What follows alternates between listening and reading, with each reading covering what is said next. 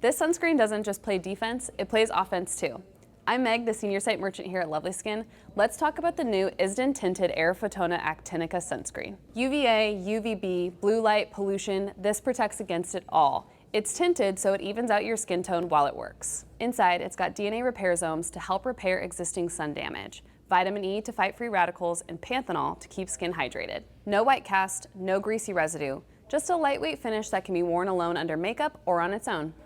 I'm a big fan of the original untinted formula, so I'm so excited to use this tinted version for a no makeup look. Already a fan of the original? Here's what's changed. The original is untinted, water resistant, and uses zinc oxide as a sunscreen filter. The new tinted version uses titanium dioxide instead.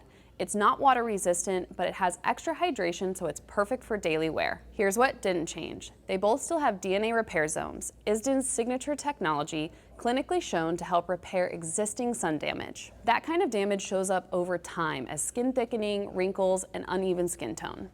So while your skin is getting protected from future damage, it's also repairing existing damage. Tint and hydration or water-resistant invisible finish. Either way, you win.